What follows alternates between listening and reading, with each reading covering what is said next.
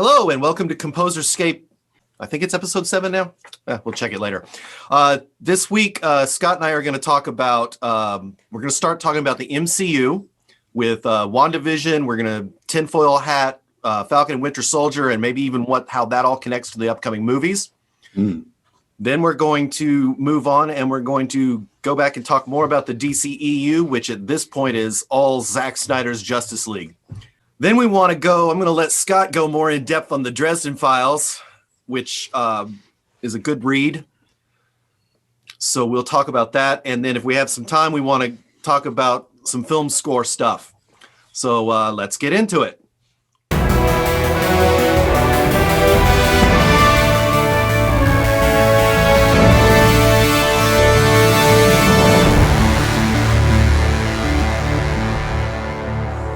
This week's episode. Are we going to do spoilers? We got to do spoilers. Okay. Yeah, we're doing spoilers for what if you have not seen the most recent episode of WandaVision, skip this section. Move on to the Falcon and Winter Soldier talk. Maybe not. Skip the whole MCU section. This is probably not going to be a great. All right, so it's not going to be a great podcast for spoilers. Yeah. All right. Continue. Okay. Well, I'm trying to remember if you said this on air while we were talking in the last episode, but you mentioned something about the fact that Wanda is going to appear in the next Doctor Strange film, which is going to be heavily involved with the notion of a multiverse. In the MCU, which plays a huge role in the comics as far as some very popular recurring characters who have really become kind of A-list, very popular characters. I'm talking about people like Miles Morales, right? Oh, yeah. And you've got some characters, and I think we did mention this last week, the whole notion that through creating a kind of alternate reality, sort of a pocket universe through M-Day and these kind of things, that Wanda had children, and somehow in undoing that whole fracas around eliminating most of the planet's mutants, these children survived, and now Wiccan, who's one of those, right, is one of the Young Avengers, this character that survived that.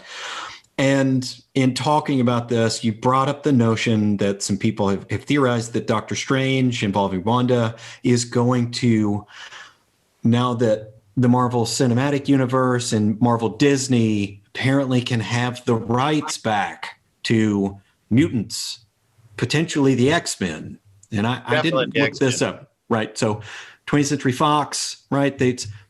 Marvel Disney presumably has reabsorbed this intellectual property, the ability to do this. Spider-Man and the Spider-Verse. Right. They don't have Venom or Carnage, the Morbius symbiotes. Part of that. The Jared Leto Morbius coming up. I can't remember if he's owned by Sony or Disney. I think it's still, he says it's in the MCU, but it depends on if Sony keeps re-upping their deal with Disney. Right. As to Spider-Man. The moral to this story, that was a long-winded setup to simply say that this past Friday's episode of WandaVision essentially just ding. So you had the actor, and this is another IMDb go-to. I meant to look up the actor's name. So Evan Pietro, Evan Peters, rather than Aaron Taylor Aaron Taylor Thomas? That's the guy from. Anywho, I just saw people on Twitter were talking. So you've got, one of these characters, the character of Quicksilver, who's Pietro Maximoff, right? Himself and Wanda. There's the huge schism between the MCU and the 20th Century Fox X-Men films is that you've got a character, Pietro, who's Quicksilver, Wanda's brother in the comics, and they're both mutants, children of Magneto. And he shows up in the 20th Century Fox films with the X-Men in back in time, right? He's there in the 60s, right? It's a little confusing, but the point here is that Except the 80s. That one was in the 80s. Days of Future Past. You're right. In the 80s. So, but the point here is that Pietro dies in the MCU obviously in Age of Ultron, played by a different actor. And now Wanda has created this bizarre, sort of warped alternate reality. And as usual, Kat Dennings gets the best lines in the MCU other than Tony Stark. She's like, they recast Pietro? Yes. Now, I will want to say, and I got it as despite this, as the resident DC person in the room, credit where credit is due. Everyone's like, oh, wow, they just opened the multiverse. This is so amazing that this has never been done before. And I just got to go ahead and throw this up. Yeah. Go ahead and throw this up. Yeah. When that happened in Crisis on Infinite Earths. Yeah. A year ago. It's perfect. Yeah. And that was, we'll talk about that further. Well, the multiverse is happening in both, and it's so awesome for comic books. And so what you get is, and this is going to happen. We've already read about this. This is going to happen in the next Spider-Man film. To one degree or another. There's a lot of speculation about that. They're going to have Alfred Molina's Doc Ock is going to return. I heard that someone apparently spotted Willem Dafoe on set. Oh, nice. Okay, so this is great. So either Green Goblin, or it's really getting multiverse, and he's showing up as Goblin, the guy from Aquaman. Oh, weird. Well, this hat character. Oh no! If I'm going to start mind blanking on comic book character names, it's not Ocean Master.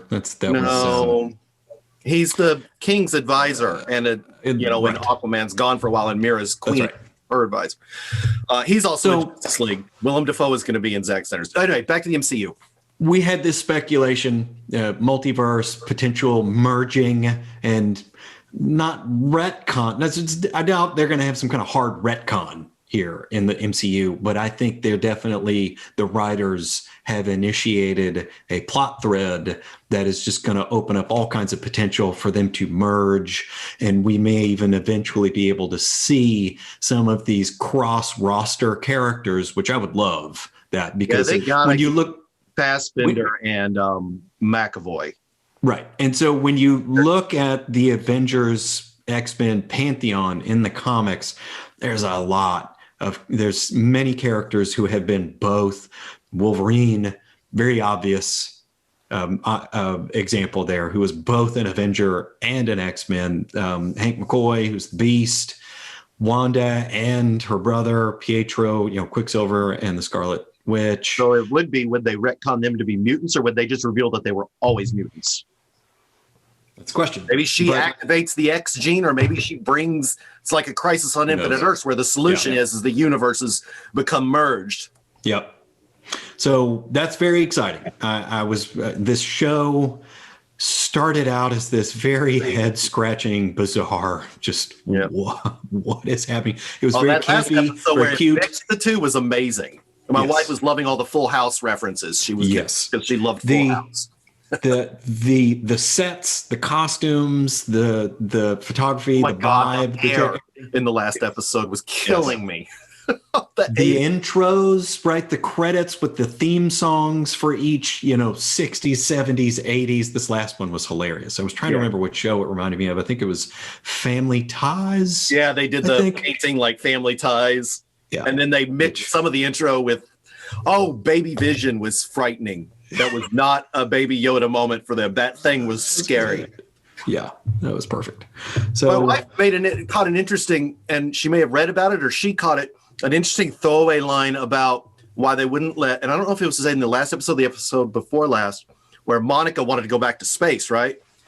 Oh, right. And they mentioned some sort of like astronaut crew and a problem they had, or something to that effect, and everyone was like, did they just name drop the Fantastic Four?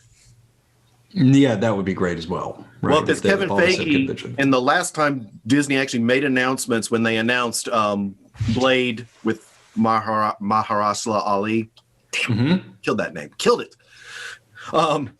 They also said, no news on X-Men yet, but Fantastic Four is coming. Okay.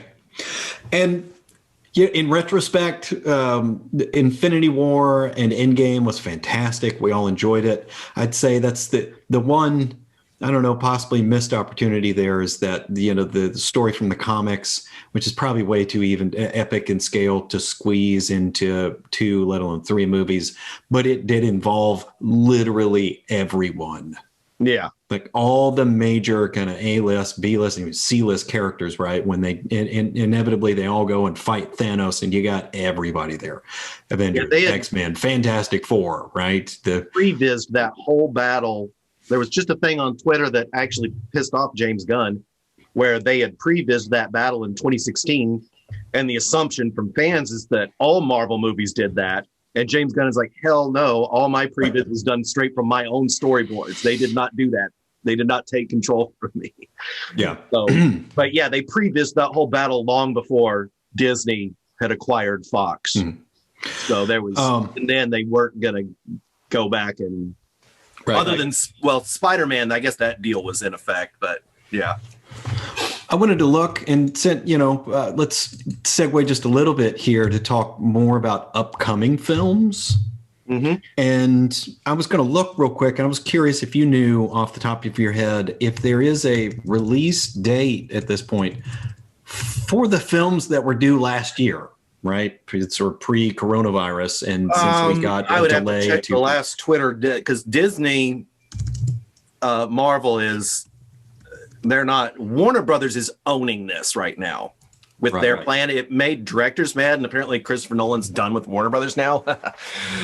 Good luck finding that much creative freedom with someone else. But Disney just keeps bumping them. The next one is supposed to be Black Widow, and I don't think that's till next year now. Disney refuses, and then if they do, they'll try to put it on Disney Plus, whatever that is, or Disney Plus Premium or whatever, and you have to pay like $30 to watch it. Well, on the same token, HBO Max is like, just subscribe to our service and you get the movies for a few weeks the same time they come out in theaters. So it looks like I'm looking at the Marvel Disney, the Phase 4 film schedule, and it looks like Black Widow does actually have a release date scheduled at this point for May 7th. This year? We're going to have to, yes. So we're going to have to wait till May. But that is... I'm thinking, I don't know if the numbers keep trending down a little bit, but... All I know, I don't know. In Massachusetts, we're not set to get vaccine until April, so I don't know. We'll see. Okay. It's Suzanne and I were just talking about this, the unfortunate, fate of the Black Panther. Obviously, the very untimely death of Chadwick Boseman, which is just heartbreaking, right? And we were kind of wondering what the fate of that would be if they're going to. Now, Ryan Coogler, I think, is the director, the guy that directed Black Panther, he said they're making a series. They're making a Wakanda series and Black Panther 2, and he said T'Challa's character is retired, or not. They're not replacing T'Challa. Black Panther will be someone else. Oh, gotcha. Okay, so potentially Shuri or one of the sort of extended family there is possible. Yep. You could end up having a female Black Panther. I've heard arguments for the leader of the other tribe that was so funny in Black Panther. M'Baku. Yeah, M'Baku. Yeah. But it I don't know. It technically it should be Shuri right now because she is next in line for the throne. So I'm also looking at a tentative list of Marvel Disney television series, right? That's going to follow WandaVision. And we did want to speculate, maybe say a couple of words about Falcon and Winter Soldier. Yeah. There is a Loki show forthcoming, which I think is going to be incredibly interesting, right? Yeah, it picks up right where he be out in game. Right. A Miss Marvel show, which ought to be interesting, and a Hawkeye show. Some really interesting ones that I almost scratch my head at. There's a Marvel Universe character that, in the grand scheme of things, I don't know. I say this without actually knowing that people often refer to A-list, B-list, and C-list comics characters, but you've got a character in the Marvel universe that's, let's be honest, he's very much a C-list character that pops up here and there throughout history in the Avengers pantheon, named Moon Knight. I don't know if you know anything about that character. Played by Oscar Isaac. And they're making a Moon Knight show. It's probably because he's such an interesting character I that's don't very know. When much it kind was of damn announced, good. it actually trended because so many. There's Yeah. apparently it's one of those. It may be like it's one of those niche characters that everyone loves. So they're I mean, making I a kind of She-Hulk. consider Morbius a niche character, but maybe I'm just not enough of a Marvel fan because when they announced Jared Leto as Morbius, people freaked out. Right. March is going to be a big deal because you mentioned Falcon and Winter Soldier, so we get Falcon and Winter Soldier and Justice League and Godzilla and King Kong all in one month. Right. March is going to be awesome. So here's wild speculation. Given what they have coming down the pike between the films and particularly the TV shows, you've got a Miss Marvel show coming. You've got an Ironheart show, right? That they have sort of proposed. And if they do decide to introduce this kind of multiverse, you could end up having a Miles Morales character, and then you could end up with this Young Avengers, the new Avengers team, which that's been, in the comics for a few years now, where you've got this kind of younger generation, Miss Marvel, Ironheart, the Wanda's kids, Wiccan, Miles Morales, and Nova, which, it's interesting that they, with the Guardians of the Galaxy films, the Kree Society, right, the Nova Corps, which was referenced in the original Guardians film, they haven't had that character, right, anything done with it, that character make an appearance at all. But, it's obviously there. They've got the alley-oop when they get ready to introduce the Nova character. Anyway. They left it kind of open what happened to the planet, but it didn't sound good. Right. But if it's what Thanos usually does, half of them are still there. But then again, he was just going there to get the stone, so he may not have spared anybody. We don't know. Right. So, I think that's about all I got on MCU. We didn't actually talk about Falcon and Winter Soldier. There was I do want to bring up one thing on Falcon and Winter Soldier that I've been running, and you'll know this more than me because I, as a DC fan, but I paid attention. I remember when Captain America got shot, like on the steps of the Capitol or whatever. And I know at several different times. So that was just sorry to interrupt. That was the Civil War II storyline, right? Yeah. That's what you're talking about. Okay. Yeah, he took the sacrifice there. And then I know that Bucky/Winter Soldier has been captain. And I believe, oh my God, what's Falcon's name? He's been captain in the comics too, I think. Yeah, he is currently. Okay. Yes, this direction they're taking with the films is very representative of the current state of things in the comics. Does he get the serum in the? No, he does not. So the only one the serum is really gone. Yep. So when someone else takes over Captain America, they're just using their own abilities. So we are going to get a flying cap with the shield. Yep. That's exactly what he is in the comics. Basically, he's Falcon. Winter Soldier has the serum too, but yeah. Right. In the comics, I'm guilty of this as well. I can't remember the character's actual name, not the actor. Is obviously on your left, Mackie. On your left, yeah. Which was a hilarious moment from Endgame. But in the comics, he is the Falcon. He's got the sort of wingsuit, the exosuit, right, and all the gadgets and everything built in. What's really interesting there is, in the Marvel Cinematic Universe, that's one of these elements of that character of Falcon. If I'm not mistaken, in the comics, he originally had some real low-level, kind of mild, actual sort of bird powers. I mean, he had an actual Falcon that, if I'm not mistaken, he could empathically kind of communicate with a little bit. Different writers do different things. Boy, Superman's powers. Superman's flight came from the cartoon, the very first Superman cartoon, not from the comic. Right. Originally, he could just jump really far. He was like the Hulk. Right? Yeah, like in the cartoon, jump really far. Well, if he just flew, let's just make him randomly fly. Forget physics. But yeah, in the comics, the Falcon, he takes up the shield, paints his outfit red, white, and blue. Right, just puts he's just now known as Captain America. So I shouldn't be expecting. I almost remembered his name. I almost remembered the character's name. I shouldn't be expecting Falcon to be getting the serum because that would be a hard retcon for him. Correct. Now, what's interesting, you're talking about this, the super soldier serum, And there is a Even read character that in the Hulk movie that people often forget is part of the MCU. that's The true. Edward Norton Hulk movie. Yep, which was great. Love that movie. I loved that movie too. Yeah. The Falcon. I was going to look up and see if I could find the actor's name. Anyway, I mean, I can't even remember the Super Soldier Serum.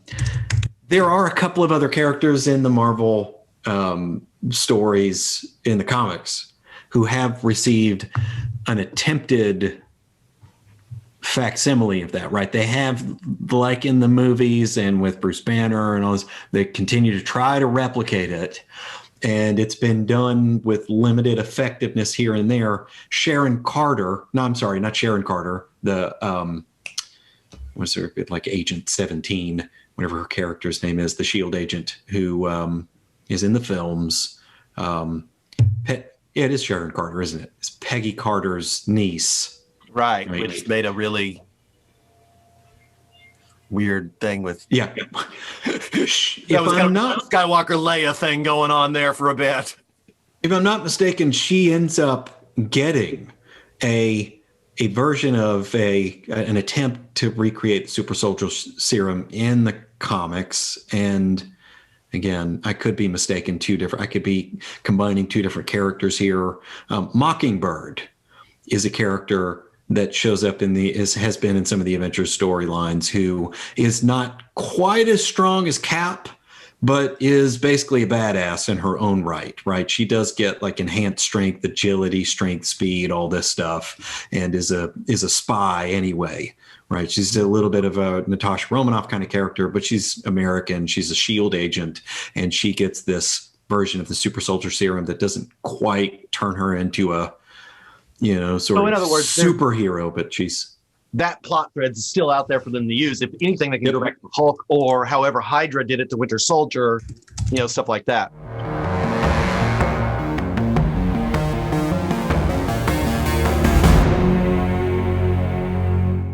So now we're gonna get into to my side of the things a bit. We're gonna talk a bit more about the DC Extended Universe and what's going on there, because a lot like.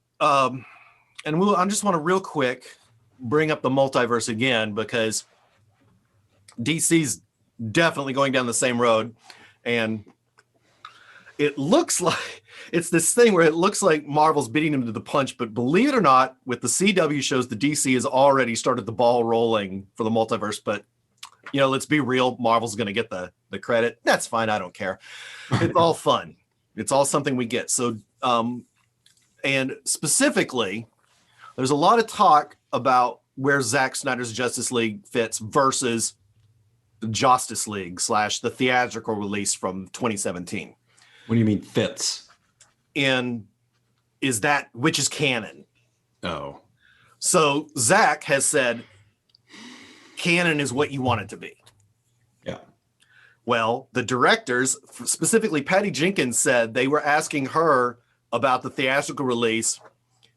And they were saying, well, does Wonder Woman 1984 connect to the theatrical release of Justice League? And she said, well, one, it's really cool in that the movies took place in the past.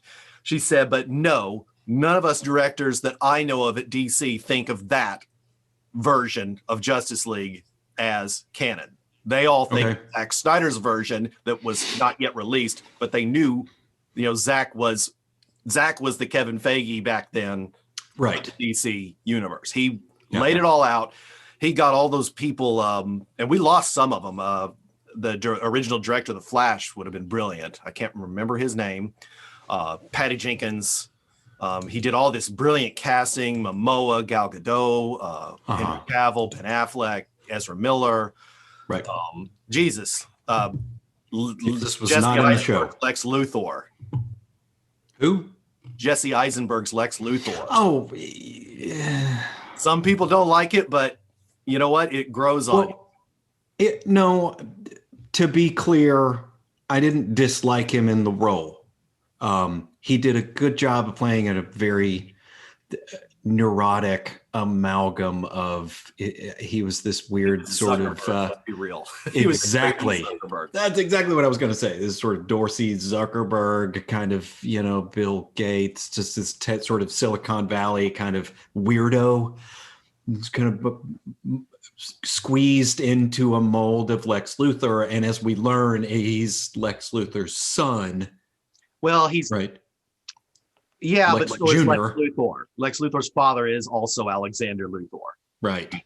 So that's fine. The Lex Luthor, but you, much like Man of Steel, you saw his origin story. He didn't really become the Lex Luthor to the very end when they shaved his head. And he in essence was he won. He killed Superman. Right. And then 2, he had, just to prove that he was right about the alien threat, he brought Steppenwolf. Right. He contacted Steppenwolf and said, the god is dead, coming in. The Kryptonian's dead, you can come take over. Yeah. Just give me my cut after the world's in flames.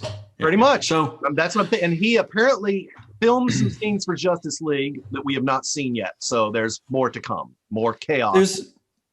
There's a very subtle undercurrent to this kind of piece of conversation we just had, about the depiction of Lex Luthor, the depiction of some of these other characters. And I don't want to get too far off on a tangent with comparing one to the other. There is a specific comic book Lex Luthor that this one seems based on, the one with long hair. Okay. Well, a younger Lex Luthor. I think it happened somewhere in around the New 52. Right. So I'll just give the disclaimer here. Not that I need to, but I'm not, before you get hate emails from people and people kind of making angry comments on YouTube. I've always been a fan of both DC and Marvel. I'm not one of these people that chooses one over the other. I think I'm, hard pressed to choose. I guess I've read more of the Marvel universe than I have the DC universe. I like them both. Love both characters to this very day. The original Richard Donner, Christopher Reeve's Superman absolutely left a stamp on my childhood. That's one of the earliest films I remember seeing. And I just huge Superman fan my whole life. I love the DC Comics universe. So that all to say, one of the things I've always been impressed with the Marvel films, with the Marvel Cinematic Universe, and this, again, is not a knock at Zack Snyder, right? I really enjoyed Man of Steel, really enjoyed Ben Affleck's depiction of Batman in those movies. Great.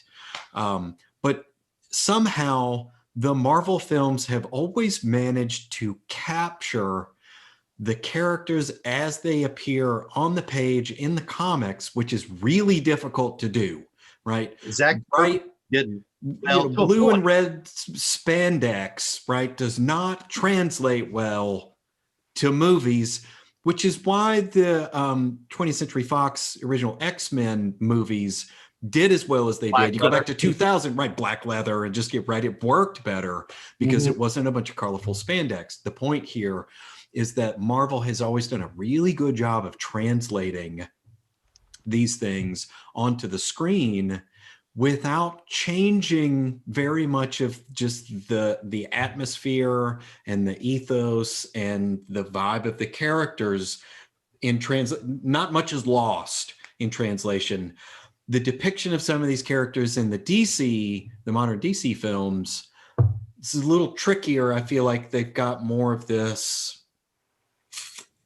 I don't know how to put my finger on it. It's a tougher, darker kind of. Here's what Zack does, and some of the other directors have picked up on this too. And this triggers some critics, and that's why these movies tend to get a good portion of the critics, and this is literally no joke, a good portion of the critics on Rotten Tomatoes are under the employ of, guess who? Disney.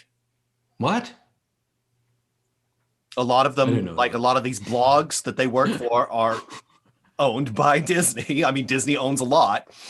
I'm not saying there's conspiracy, but I will say that there's already been several noted checkmark critics on Rotten Tomatoes that have said, I can't wait to see Zack Snyder's Justice League so I can give it a terrible review. Literally.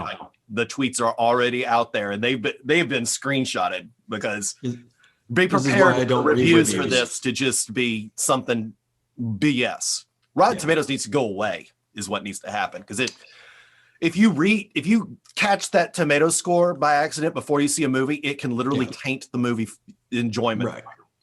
I haven't actually looked at reviews on Rotten Tomatoes in a very long time. Yeah, What I will do occasionally for shows and things like that have been out for at least a month, 2, 4, 6 months is go to IMDb and read user reviews, which even those you have to take with a grain of salt because they might not be real, but let me tell you what usually Zack himself did that a lot of the other directors picked up on, and especially Zack's 5-movie arc. Justice League, if you heard this week, is rated R.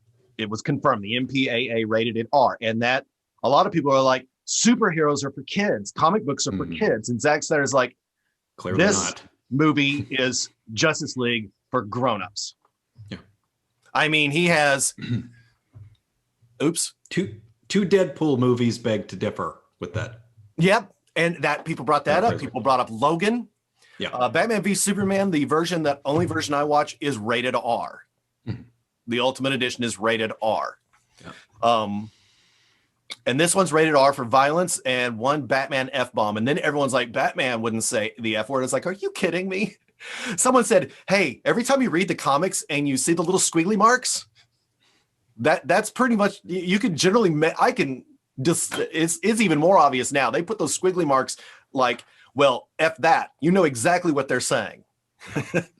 Everyone think Batman's going to say the F-bomb in a like tough guy way, but I think it's going to be, remember the scene, one of the best scenes in any comic book movie is in Batman v Superman when Batman's plane crashes when he's fighting Doomsday and it goes skidding back and it opens and then Doomsday just looks at him and he's about to fry him and Batman goes, oh shit. Yeah. And then Wonder Woman comes in and it's the most amazing entrance of a superhero in a comic book movie, in my opinion, ever. I still get chills every time that happens. Even though you know it's coming. You know, they say Diana Prince is like, oh my God, she's Wonder Woman. But her opening and then that music kicks in and suddenly Superman comes flying in and they're all fighting Doomsday is pretty amazing. Yeah. But I think in Justice League, my theory is that Batman dropping the F-bomb will be when he first encounters Steppenwolf. Right. In a same way, an O-F. Yeah. Everyone else is like, he's going to be saying it in some badass way. It's like, no. Batman is still regular guy. If Steppenwolf swings that axe and hits Batman, Batman is dead. So what is your superpower? Yeah. I'm rich. So yeah, Zack's arc, and that brings me back to the multiverse thing. Zack's arc, in his mind, exists in the multiverse. If he wants to kill Batman or kill Wonder Woman, probably not kill Superman again because that would be bad writing. He can do it. And it doesn't affect the other movies. He doesn't care about the other movies. And that's the way Warner Brothers is doing their multiverse. And that it's like where Marvel is using the multiverse to bring more characters in, DC's using it to give directors their own room. Yeah. And that's cool. Yeah. But directors are choosing, like Patty Jenkins chooses her movies to be part of Zack's universe, and Zack isn't going to tell Patty, it's like, you can't do this with Wonder Woman because it'll affect my movies. Right. He doesn't, that was done to him. He doesn't want that done anymore. Something you just said made me think of this. Maybe you know more than I do. What is the fate of a second Shazam Black Adam movie? Well, Black Adam's happening. Black Adam's, I don't know if they've started filming yet, but The Rock. And that's a movie all of itself. That's not actually going to be a Shazam sequel. No, they're doing Black Adam solo before Shazam meets Black Adam. That's probably going to be in Shazam 3, like a Shazam versus Black Adam thing. Is that going to actually be The Rock? Is that going to be a Dwayne Johnson? Is he the one that's... He is Black Adam. Okay. Yeah, he's going to look great as Black Adam. A guy on Twitter that's an Instagram called Boss Logic does a bunch of, actually he does posters now, did Black Adam up. Let me see if I can find this real quick. Well, it looks like there's a trailer for it's a 90-second teaser. Yeah, it doesn't have it. They haven't filmed anything yet. Okay. So this is what Boss Logic did. pretty sure. Yeah, let me do this screen share real quick here. There we go. Share. Kind of give you an idea of what The Rock's going to look like as Black Adam, and it's going to have the Justice Society of America in it. Okay. So they've already cast Hawkman, and so this is going to take place. It's going to be in it, and I mean, this is what, like the 60s, 50s. I'm not sure. We'll find out. I haven't read too much about it because I'm like, cool, that's way off. Yeah. So it's like I know that's happening. Shazam 2 starts filming soon because them kids are going to get old. But yeah, Shazam happening. There was a rumor for a bit this week that Henry Cavill was going to be in it, and then David Sandberg, the director, was like, "I'm not sure about that. Y'all don't start with rumors now. I'm not going to comment on that." So now everyone's like, "Henry's still busy. He still can't be in it. We'll see." So it's a wait and see. But Superman probably needs to. I mean, Henry Cavill was meant to be in the first Shazam when they did the Headless Superman. No, right. Yeah, it was his stunt double in the suit. With his Witcher schedule, so he couldn't. Right. That was a very enjoyable movie. We were pleasantly surprised, right? It was, and that again goes to here's the difference between Marvel and DC, and Marvel's starting to dabble in that, but that scene, and I'll just do one scene, the scene of the 7 deadly sins in the boardroom. That's the difference between Marvel and DC. That scene was like, it was like, wow. I mean, David Sandberg he directs a lot of horror movies. So does James Wan. The trench scene is another example. The trench scene in Aquaman. Okay. But these movies they don't have any of the restrictions. Well, and now Marvel apparently is going to have their own little black label with the announcement of the Deadpool 3. Right. And it will be rated R. So, yeah. But I was going to mention one more thing about DC, and I had these images that I might as well bring back up here. We were talking about the comic books and comparison of DC with the comic books, and specifically Zack, and what he tends to do is more of an homage. We talked about this a bit last time. Like the armor in Batman v Superman is straight up the armor from Dark Knight, Frank Miller. Yep. But he didn't want to drew just Dark Knight, Frank Miller. Even his suit, right? Yeah. With the large, kind of the oversized, fat and the Batman, Superman suit logo. is the new 52 suit, the one without the. Yes. So this, Speedo. you recognize what this represents, right? That is, in a way, the cover of The Death of Superman. Mm-hmm. Yep. And then he's also been dropping some goodies for us, like a lot. I've heard that Warner Media and HBO and AT&T are very much on board with the Snyder Cut, but Warner Brothers, Hamada, who runs the DC on the movie side, is not. So Warner Brothers is not really putting out the effort to promote it. So the fans are, and Zack is helping he'll drop one whenever he drops one of these images. This is the first poster he dropped.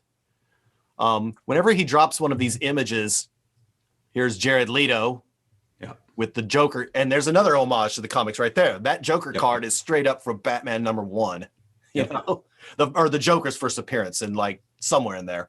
Mm-hmm. Everyone's trying to figure out, is Jared Leto wearing a Phantom of the Opera mask? They're assuming that this is the Joker in the future, in that nightmare future, 5 years in the future. Mm-hmm. And when he drops this image on Vero and then he'll drop it later on Twitter, it trends every time. Every time. And then the last one he dropped this is a picture of Ben Affleck, and it's just assumed that this picture was actually taken in their recent additional footage that they shot. Right. But yeah. Trench coat noir Batman. Yep. That's clearly the nightmare sequence. Yeah. And we know it's going to be longer, and we may get multiple nightmare sequences. It's going to involve the Joker and Deathstroke and Batman, the Flash. Cyborg did some additional. Ray Fisher did some additional shooting, which he said was just a joy. Mm-hmm.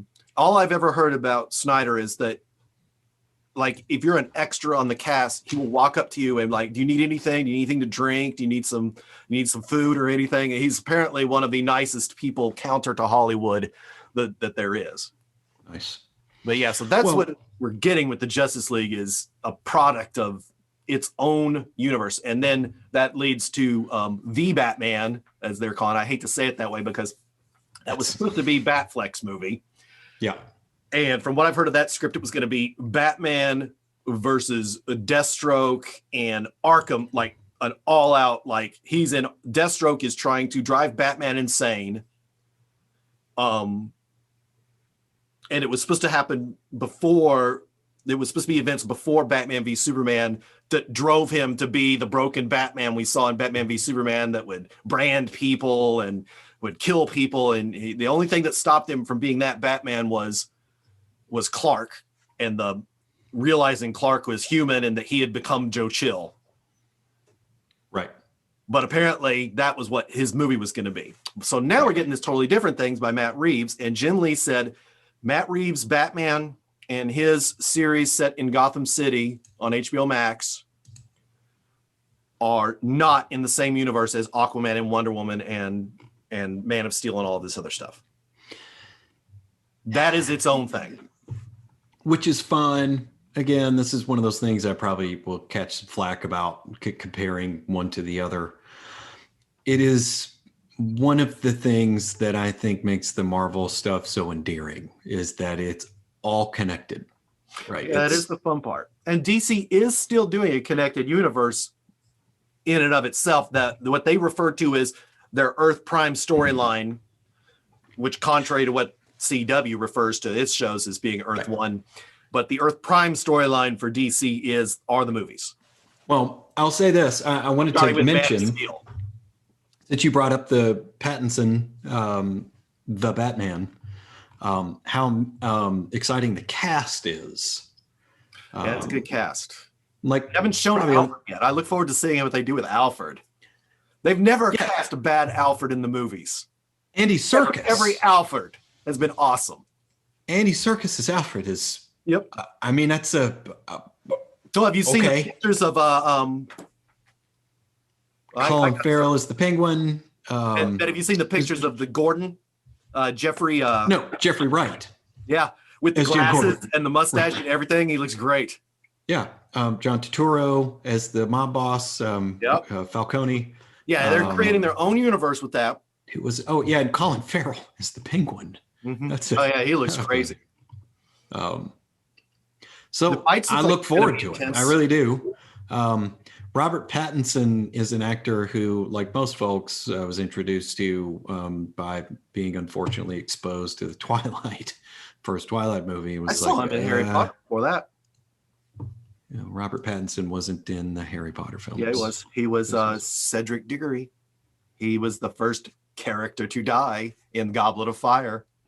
He's the one Voldemort, Avada Kedavra. Right.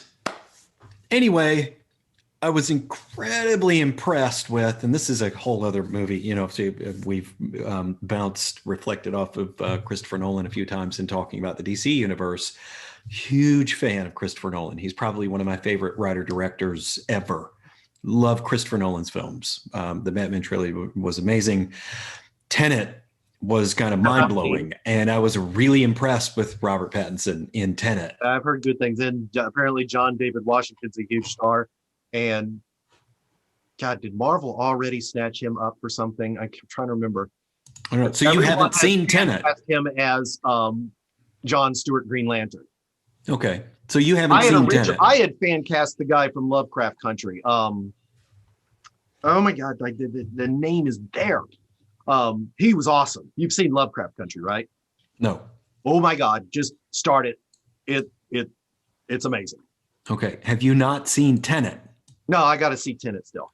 Yeah, you need, because we need to have a whole episode about that. That's a headspace movie, though. You can't just watch the Christopher Nolan movie for fun unless it's the Batman ones, and even then, it's heavy duty. It's I'm bored. I think I'll just throw on, Inception, and I've never seen it before, and you're not like really ready to commit to it. I have heard you should watch it with subtitles. Yeah. Okay. Cool. So I think that covers what we got going on with the Zack Snyder's Justice League trailer drops this time next week. So we I don't know if it'll drop while we're recording next week or before or after. So we'll have to watch out for that. Maybe we'll watch it while we're filming. Yes, we could do a trailer reaction. People love those. Which will be us going.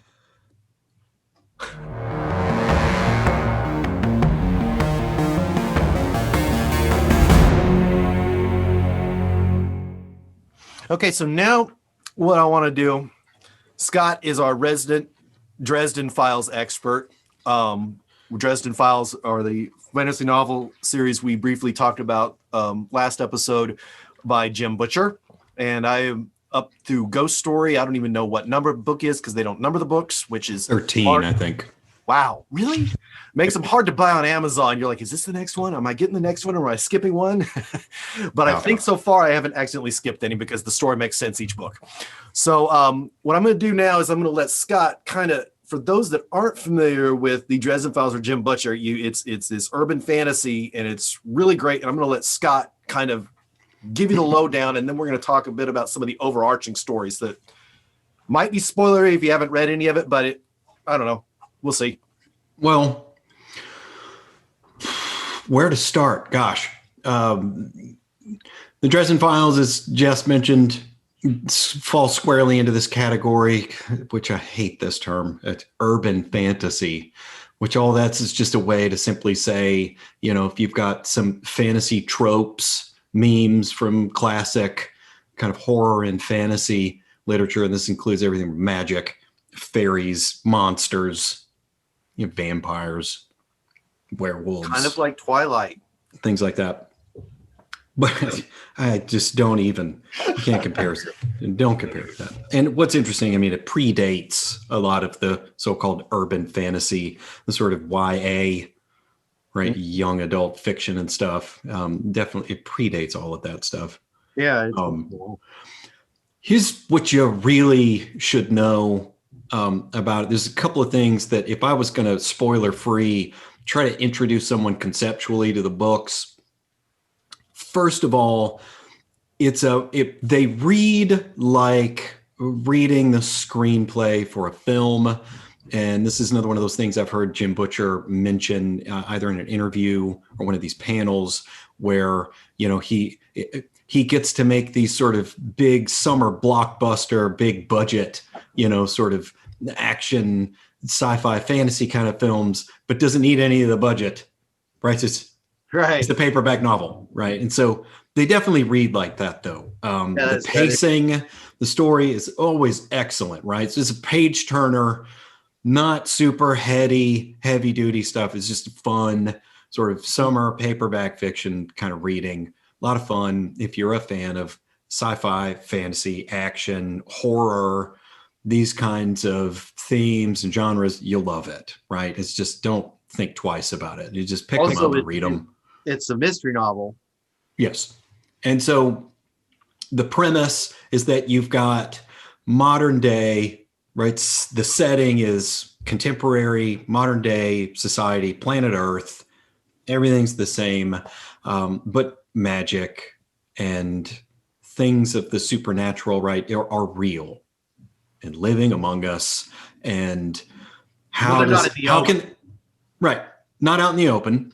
Although this is advertised as a detective, a wizard. And what's really interesting, the way that Butcher kind of covers that base, and you very naturally ask the question, okay, if things like this were among us and just kind of out there in the world, how have you not heard of them, right? How is it possible for this stuff to exist and the reality is, and this is a theme that comes up several times in the books, at some points in the story, very, very obviously, that very often people are confronted with it and they encounter it and they see it, but because we're such, monsters don't exist, ghosts aren't real, there's no such thing as magic, right? Santa Claus isn't real, it's just, all of this stuff that we're really good at ignoring and explaining away things like ghosts and UFOs and things that we can't explain. We're really good at just. It was the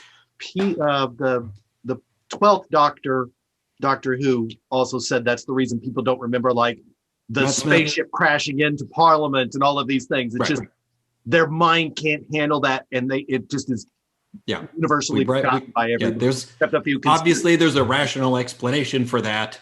I just don't know what it is. I got to go to work. I'll think about it. What's it called when you remember something differently than it really happened, like as a society? They did that in the X-Files reboot. It's like, no, that was just a blimp. That wasn't a spaceship. What are you talking about? So it's a detective story. You've got the main character, the protagonist, Harry Dresden, who is a private detective. And the initial premise of the story, what Jim Butcher set out to do was to create a very noir style, private eye, gumshoe kind of story, except the protagonist is set in this world where magic is real, monsters are real, just no one pays attention to it. And coincidentally, he's a wizard named Harry. He's a wizard named Harry, and very much. And the crazy thing about that is, it's one of those convergent sort of influences, right? Where both J.K. Rowling and Jim Butcher named their protagonist after Harry Houdini. Oh yeah, right. That's it. That's all you got to know. He is the greatest magician of all time, supposedly. Right. So the other thing, and so that's the setting, right? It's very much a kind of detective thriller, whodunit-ish, right, kind of story. A couple other things. The second thing I would tell someone is that this idea of urban fantasy, right, it doesn't revolve around any one particular mythos, because Jim Butcher is clearly a researcher and historian, has gone really, really deep into mythologies from around the world. And because this stuff is real in one culture, so everything from South American to Australian to African to Central European, and things like fairies and old Celtic culture and the Russian, like sort of Eastern European, Chinese mythology, all the different types of ghosts and shades in the current book. Yes. And here's the one thing, and maybe this is just a problem I have with books. He will explain what the thing is. And when he's doing that, you need to almost take mental note of that explanation, because he'll just use the word from then on. Right. So I am halfway through Ghost Story, and I cannot for the life of me remember what the hell a Fomor is. Right. And that's an opportunity, honestly, just like Google it. Just go to Wikipedia, the Fomor, right? It's this. Then I need to Google what a Fomor is. Yeah. And so they're it's an ancient kind of sea mythology. It's related to, if I'm not mistaken, sort of Northern Central European, like Norse, sort of somewhat related to ancient like fairy folklore and stuff, but they're people in the sea, right? They come from the ocean. Oh yeah. I'm fairly sure. Sort of frog people, sort of lizard people living at the bottom of the sea, things like that, sort of fish and squid faced, sort of, deep sea mutant looking demons, things like that, right? The Fomor is this collection of, and those will come up. I don't want to spoil anything, right? But that will continue to be a factor in the story once you get that far along in the story. But anyway, the point here is that he's got this really neat kind of integration of all of these cultures, right? All this mythology from, right, all different kinds of cultures, and they all kind of have a place in this. And that even includes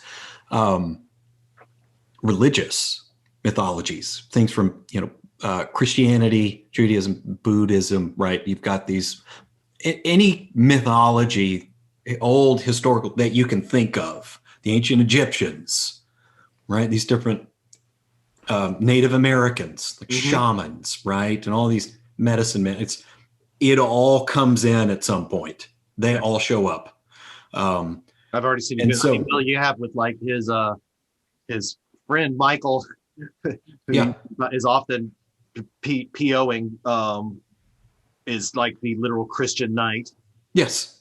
And but then so you've also got that is, but isn't really Christian. So that I can't remember that guy's name. He's funny. And so you've also got some really traditional kind of, the kind of canned D&D sort of character archetypes that end up Yeah. sort of at a party, right? Where you got like the knight, the wizard, the cleric, the thief, the rogue. There's Like they're Murphy. all. Like, what is Murphy? Murphy is the She's the vanilla human Yeah. that holds her own in this crazy sort of terrifying world of like monsters and demons and and some Bob really the terrifying Skull. powers. And I have made it past the book where Bob the Skull shows what his metal is, but Yes. he erased that, which is apparently, That's right. and this is where you probably can't say anything because he erased that portion, and now that evil portion, what I know so far is Yep. that portion is doing things in the book I'm reading. Yep. And Bob's like, I don't know if I can do anything about that thing. So I'm Yeah. excited to see how that turns out. Right. Evil Bob.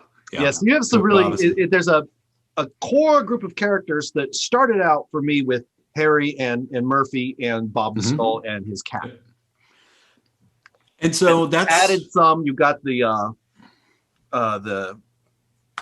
not mortician, the Butters. Yeah. Butters. The medical examiner, right? Oh my God. And every time it says Butters in my head, I'm picturing some character, South Park. something like Butters from South Park. That's right. And it actually Waldo kind Butters. of works like an older Butters. Like this is what Butters grew up to be.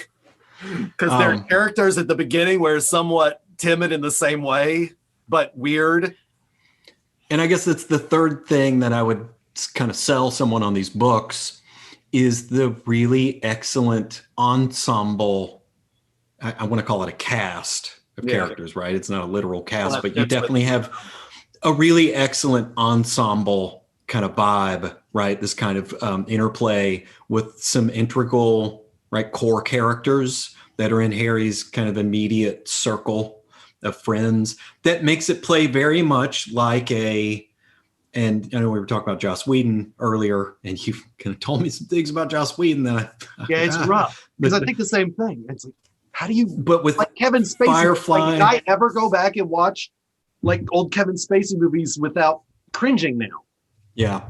But in the same way that Firefly and Buffy the Vampire Slayer and what Joss Whedon did, why he was so perfect for the first Avengers movie is because as a writer and a director, I think he really excels at that, taking this sort of disparate kind of group of characters and creating some really light moments and some comedy and the way that these characters kind of, sort of work off of one another, and some of them are foils to each other, and yet they still manage to get along and they end up working together in the long run. And the Dresden Files has a lot of that. It's very enjoyable. It's very satisfying when this kind of group of characters, and some of them kind of come into the story and then come out and then they come back in.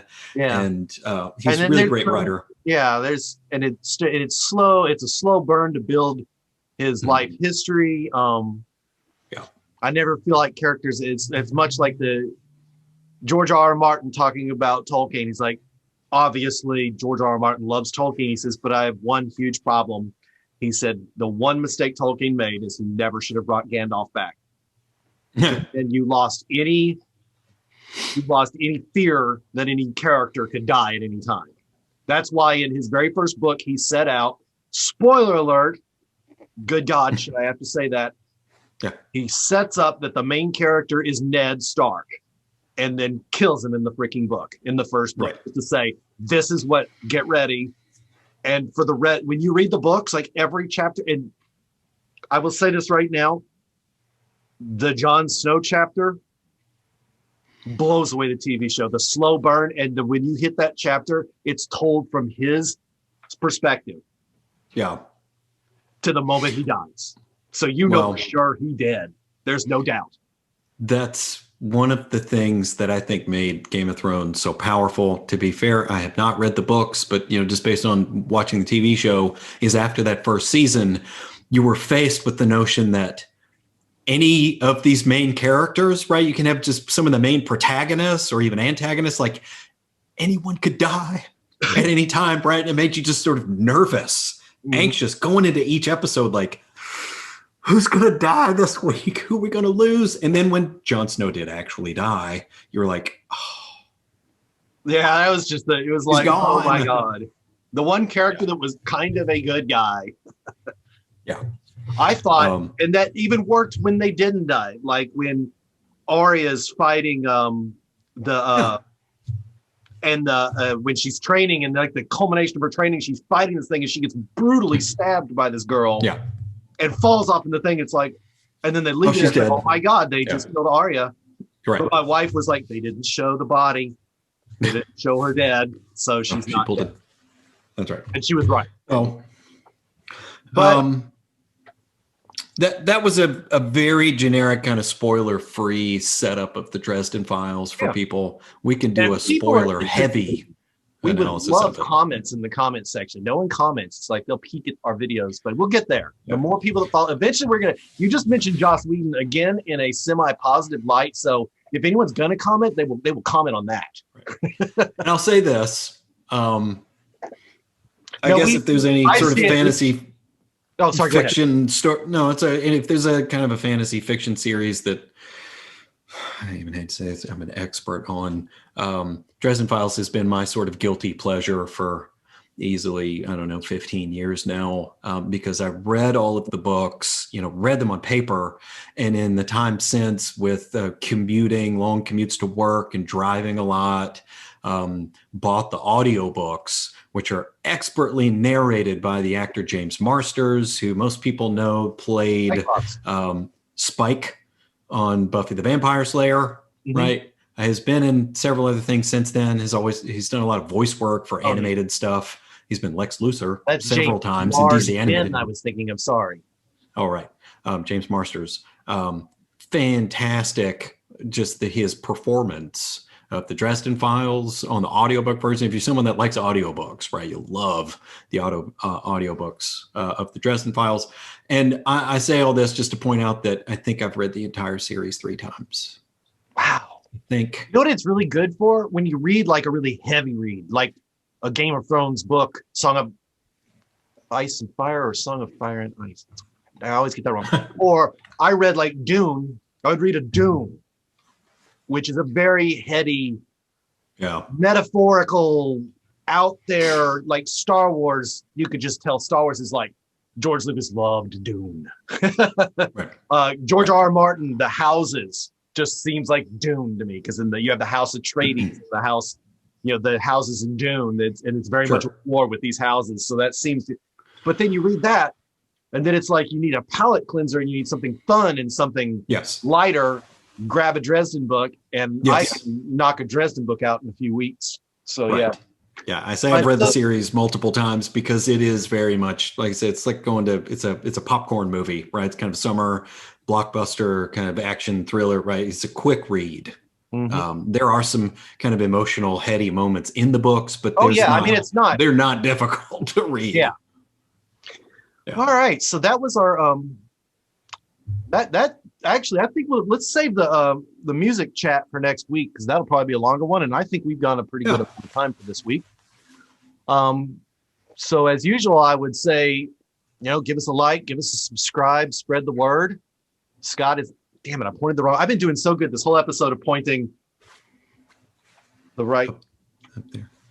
You're above me on my screen. Oh, really? Yeah, I have to have my screen the exact same size, or because we can change the screen size, it records a different. So I got it in a nice wide screen.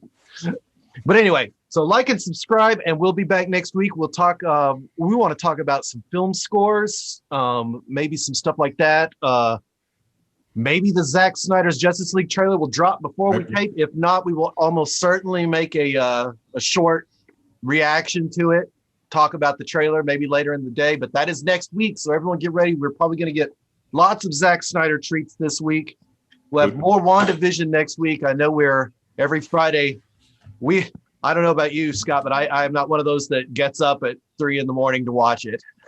No. So, but you just have to shut off social media until you watch it. So we'll spoil WandaVision for you next Sunday. So watch it Friday, and that's all. Same bat time, because I'm just going to stop recording and then same bat channel. Yep, same bat time, same bat channel.